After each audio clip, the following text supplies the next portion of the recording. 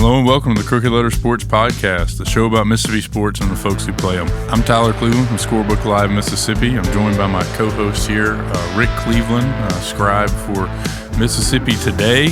We're, as always, talking some Mississippi sports today. We're going to do a little Super Bowl, and then we're going to get into some other local things happening. Dad, I guess we'll start with the big game Sunday. What were your takeaways? The Chiefs coming out on top again. You know, we talked about it last week, and I just said I think San Francisco's been the best team all season long, but they don't have Patrick Mahomes. Yeah, I said that the 49ers are going to be at a significant disadvantage at quarterback, and I ended up being right, but I was really impressed by the way Brock Purdy played well. He did. He played pretty well. It was one of those things where it went to overtime, and not just overtime, but like 15 minutes of overtime to decide it. It was very close. And usually in the NFL, the way it plays out, the team with the better quarterback, better chance to win. And as soon as the 49ers kicked that field goal in overtime, you kind of felt like you knew it was coming. Yeah, he's just magic. I mean, really, he's the best guy. Maybe it's hard to say when Tom Brady won as many Super Bowls as he won that he's better than Brady. But if you're asking me who I'd rather have in their prime, I'd rather have Mahomes. Yeah, his numbers are better. I know that it's hard to compare a career that long to the time that Mahomes has been in the NFL. But if you look at just the year-by-year sample size, his numbers are a little bit better. And keep in mind he's 28, Mahomes. Yeah. So, this could conceivably go on another, 6-7 years, depending on how his body holds up. I know he's a little bit smaller, and he takes a few more risks than Tom used to running the football. Well, yeah, he's gonna get hit more. Yeah. But conceivably, though, this is still his league for the next 5-6 years at least. I think the Chiefs are probably the new, as long as Andy Reid stays there, the new Patriots. Well, the challenge is for the Chiefs when you pay one guy as much as they're paying Mahomes is to be good enough at the other positions. Yeah, well, they are. It helps to have 95 up front on defense. I was telling my buddy who's a huge 49ers fan, and I was like, when the 49ers offense was able to stay on schedule, everything was fine. But the minute they got, 1 5-yard penalty or Chris Jones bursts through the line and breaks up a play and puts them behind the chains, just completely changes the dynamics for San Francisco. I've been watching Chris Jones for a long time now, ever since he was a young guy at Mississippi State. But every time I see him, I'm still amazed at just his giganticism. Yeah, but he's the biggest. I know, and you look at his size on paper, and you're thinking, well, that's about an average NFL defensive tackle. Not if you see it in person. He looks like he's the biggest person on the field. Well, he is the biggest person on the field, and he's also amazingly quick. Yeah. To be so big, and he really is the best interior defensive lineman. He's so good in the interior defensive lineman that sometimes they line him up on the edge because he's such a good pass rusher. Yeah. I think he's taken the mantle kind of from Ndamukong Suh, as that guy in the middle of in the NFL anyway, that guy in the middle of a defense. Pretty amazing. There were a lot of Mississippi things, but during the national anthem when they put the camera on his face and the tears were rolling down. Yeah. I've wondered who they were going to get for that shot this year, and it was Chris Jones. Well, those were big old well tears coming down his cheeks. Yeah, well, he's got some big old eyes and some big old biceps and some big old thighs. Yeah. He's just huge. That's all I could say. So congratulations to Chris, a Houston native, on bringing home another championship. Dad, what did you think of the actual game? Did you ever think? I know we talked about it a little bit off air. You kind of expected the Chiefs to win even when they got down 10. Yeah, I did. I mean, they've done it before. They've done it a bunch of times before. Yeah. I just thought. It all goes back really to Mahomes. I never thought they're never out of a game. No, they're not out. They were never out of it. I thought if they hadn't got the loose ball on the fumble on the punt, hit the guy's foot, It would have been a lot harder. It would have. I thought that play really swung the game. And then once they got momentum, and even after when San Francisco was driving in overtime, as soon as I found out that San Francisco could score a touchdown and not win the game, I was like, oh, this is over. I mean, you know, you're going to give Patrick Mahomes and crew one drive to win the game. And they were going to, even if San Francisco had scored the touchdown, kicked the extra point, they were going to go down and go for two. And clearly they already had the play because they called it to win the game at the end. So I don't know. It's I'll say this. I think Andy Reid is an incredible coach. Yeah. Maybe the best in the business now that Belichick has retired. And ultimately may end up right up there in that echelon. Yeah, if they keep it going. I mean, but he was really good as an assistant coach. I mean, he's a lifer and he's really good at what he does. And you know, much is being made about when Kelsey went up and bumped him on the sideline. Yeah, I was going to ask you about that. Well, heat of the moment, it sure didn't bother Reid. Yeah, it didn't seem to. No, you want your players to want to be out there. I don't know. You know, I think Kelsey, if he watches the film, is going to be a little bit embarrassed about it. But at the same time, I think it was people made too much of it. Well, there's just no room for that kind of testosterone on an NFL sideline. You know what I mean? It's just emotions run hot and everything. I get it, but you got to stay level over there. Somebody give that man a Xanax on the sidelines. It'll be fine. I want to say this: the ratings for the Super Bowl. Apparently, the set a ratings record for TV with 123.4 million viewers, and an estimated 200 million watched it across all streaming platforms, at least some part of the game. You think the NFL's got this business model figured out? Yeah. They do. I mean, but all you have to do is go to one NFL game. Yeah. Even, right now the Saints are a middle-of-the-road team, but you go down to the game, you pay $50 to park. Everybody's got on a $100 jersey that the NFL has licensed. The tickets are really expensive. What are the beers, $12? Yeah, you don't want to know, man. You can do some damage in there at the concession stand at the Superdome. But anyway, it is, and every game goes down to the wire just about, like this one. Yeah. Here's what I thought overall. I thought it was extremely well played, especially defensively, because both those teams have so much firepower. But, look at overtime. They've been out there for an hour beating on each other, and then 2 7.5-minute drives. Mm-hmm. Or 8 minutes. The first one 8 minutes, the second one 7 minutes, where both defenses were playing extremely well. Yeah, both of them 13-play drives. It was funny. I saw somebody posted that they had 2 messages on their phone at halftime, and the first one was from their mom, and it said, "Boring game," and then the one from the dad said, "Incredible defensive game," and she said, "No wonder they're divorced." I had the same thoughts you did. Because the defense had played so well, it turned into one of the best football games that I have ever seen. It was a thoroughly enjoyable. I mean, and I didn't really care who won, but it was just so well played and so close that it was really compelling. I watched every play and was a little bit sad when it was over. Yeah, I'm with you. It wasn't all boo-hoos for San Francisco. Our buddy Patrick Willis was inducted into the NFL Hall of Fame. Well, he wasn't inducted, but it was announced that he will be inducted in August. Yeah. Right, so he made the cut, as he so often did in his career.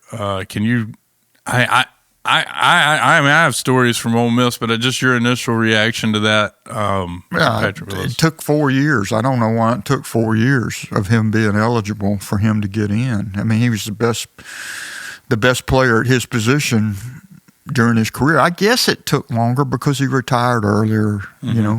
Just an 8-year career, but 6 of them he was a first-team All-Pro. Yeah, he's just the prototypical inside linebacker, just big, strong, fast, incredible instincts. He's the best linebacker I've ever covered, that's for sure. Yeah, ironically, you sound like Ed Orgeron describing a Hummer. Big, strong, fast, and everything we wanted at Ole Miss. No, he when I saw him, because, I remember my first real gig in college at Ole Miss was working for Langston Rogers in the sports information department, and my job on football game days was being the spotter for the stat crew for defense. So He kept you busy. So whenever a player makes a tackle or a play ends, I'm the guy who would call out the number of the guy who made the tackle. And if anyone else made the tackle, then a lot of times I'm there with the binoculars waiting to see who's the last guy on the pile, who was the first one, who was it that made that initial contact. And man, when it was Patrick Willis, you never had to wonder.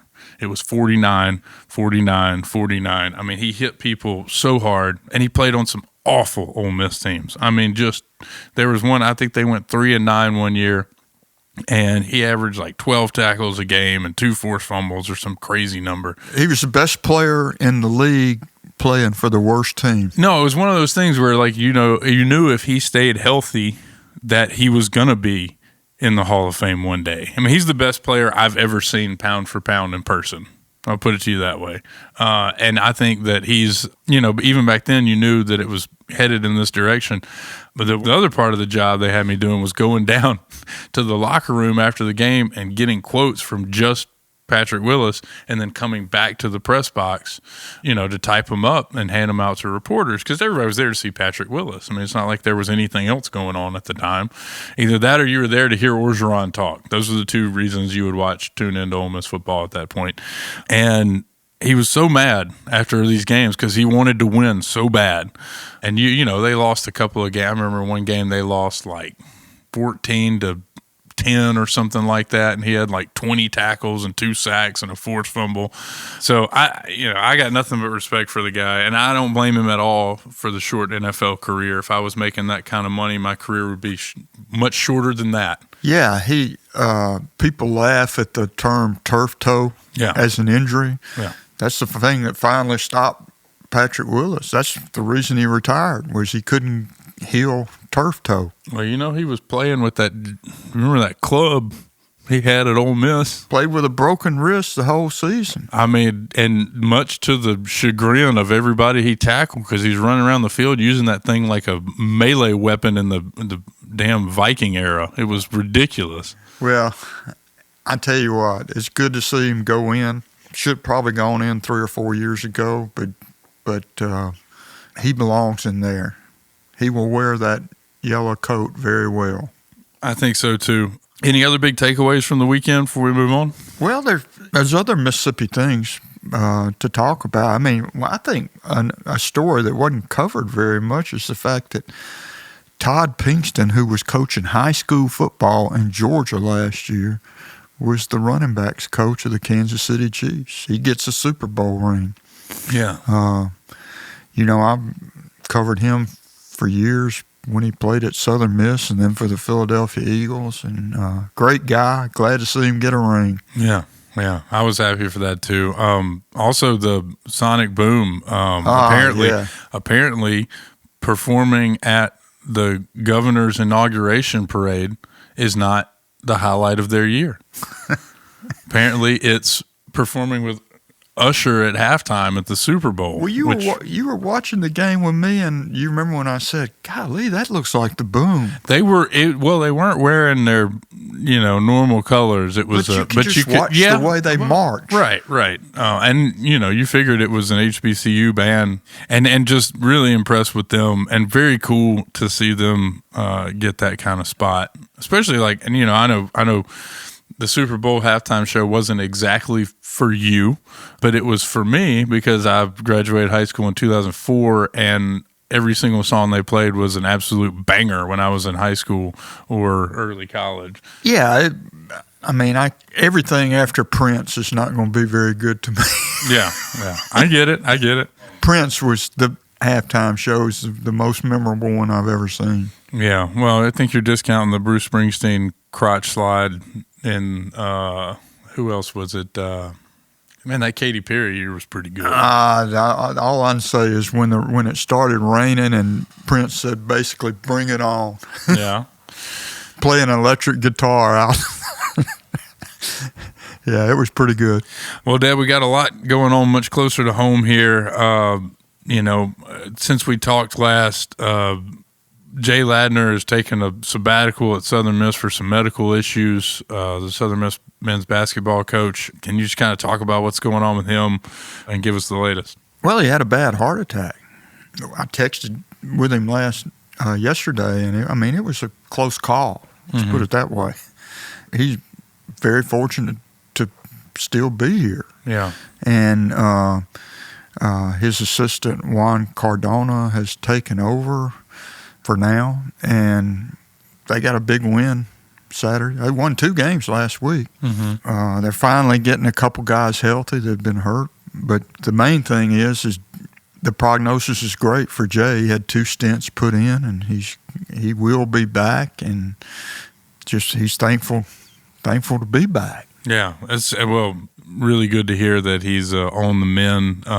We've had Jay on before. He's a really good guy and a really good coach. I will say this from Southern Miss: I'm not putting this episode in the job description going forward for Southern Miss basketball coach. It will literally give you a heart attack. It's we knew it was a tough job, but good grief. It's one of it really is a hard job. You just got to look over the years at the records through the years, and the fact that it was a hard gig before NIL. Yeah. In college basketball, it really is now NIL. I mean, you only got to pay like 5 good players, but they don't have the money everybody else has. So yeah, it's tough stuff. I've got just a million things going on this week. We're recording this on Tuesday morning. I've got North Half Soccer Championships I'm going to cover in person tonight or this afternoon, and got state soccer championships Friday and Saturday. The first round of the basketball playoffs, boys and girls, for Class 1A through 4A began yesterday on Monday, and the first round continues today and tomorrow. Then the second round begins this weekend. The first round for 5A, 6A, 7A begins this weekend. We've got the MAIS tournament. The championship will be Saturday at the same time as all the MHSA soccer championships. It is a busy week in the high school sports world. How many soccer games did you tell me you're covering this week? I can't. I was trying to do the math, and I can't figure it out. I know I've got 1 today. I've got 2 on Friday, and I believe 4. It's 4 on Saturday. Just shoot me. No, it's fine, man. And you know what? I always tell everybody it's not, especially if the weather's not bad. 4 in a day is a lot, especially if they start going to overtime. But it's part of it, and we have a much improving product year over year when it comes to the soccer. So, and you get some cool stories sometimes. Like I think it was either last year or the year before that I was covering, and Our Lady Academy and St. Stanislaus shared a bus coming up from the coast to play in the championships. When they got here, and Stanislaus had the wrong colored jerseys with them, and the other team was they were the home team. They were from further away, and neither one of them could just get new jerseys. So the Stanislaus players wore the jerseys from the OLA girls and won the championship in the Our Lady Academy jerseys. You get some cool stories like that every now and then. So I'm really looking forward to it. It's a good thing it wasn't like a different sport. Yeah. It would have been hilarious if they had to wear the softball jerseys or whatever. Yeah. But I'm there's some good. There are going to be some good matchups. The one I'm going to this afternoon, and by the time this comes out, it will already been decided. But Clinton and Madison Central girls, 2 powerhouse programs. So you get some good storylines like that. And then the basketball tournament. By the time this soccer wraps up Saturday, we'll be in full swing. We'll be down to some good games next week. Not that there won't be any first-round upsets this week. I'm sure there will be. But we'll be down to some really good games by next week. So I'm really looking forward to hammering down on that. And then In March, I'm going to play golf. Yeah. We're going to cover some high school baseball for sure, but that happens in the afternoon and at night. We're going to play some golf in March. I'm pretty excited about it. Well, what I'm most excited about this week, and you would guess it right away, but college baseball. That's right. Ole Miss State, Southern all start their seasons. None of the three are rated in the top 25 in college baseball, which is, I promise you, by the end of the season, at least one of them will be, maybe two. I mean, if not all three. I actually got on I think our buddy Andrew Abity in Hattiesburg did a Twitter Spaces about Southern Miss baseball, and I got on it and started asking a bunch of questions the other day, and it really got me into the groove. I'm kind of excited to see what they look like under Ostrander, and then the other two programs.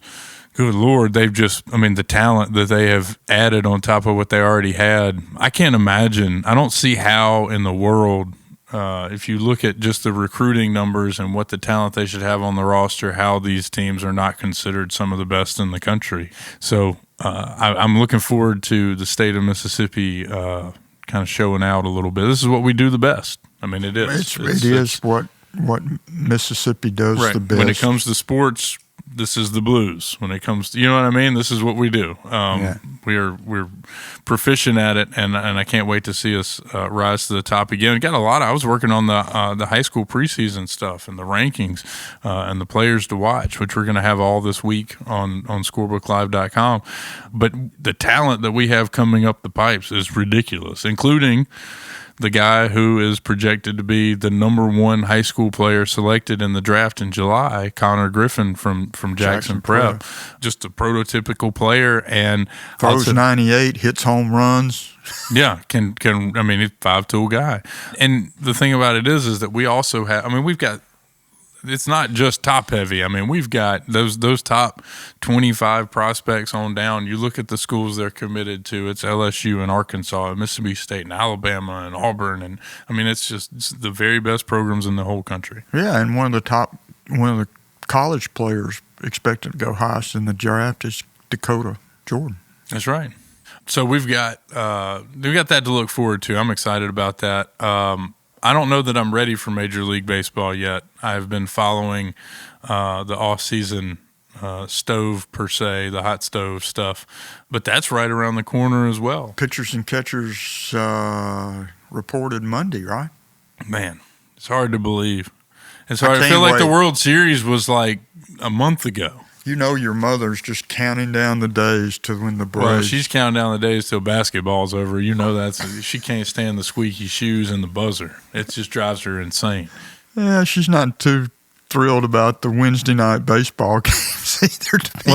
What you do is you go in there and break down how much shorter the games are. Give her the math on it. It's like, hey, we're only going to be here for 2.5 hours this evening instead of 4. Because of the rules. So we got a lot coming up here. We hope you guys will continue to tune in to the Crooked Letter Sports Podcast every week. Dad, I really enjoy doing the show with you, I got to say. Yeah, me too, buddy. Yeah. Well, that's all the time we got this week. Y'all stay safe out there if you can. A special thanks to the good folks at Blue Sky Studio who produce this podcast and do such a good job every week. Read all of Rick's latest writings over at MississippiToday.org and check out all the latest in high school sports at scorebooklive.com/Mississippi. Y'all have a good one out there.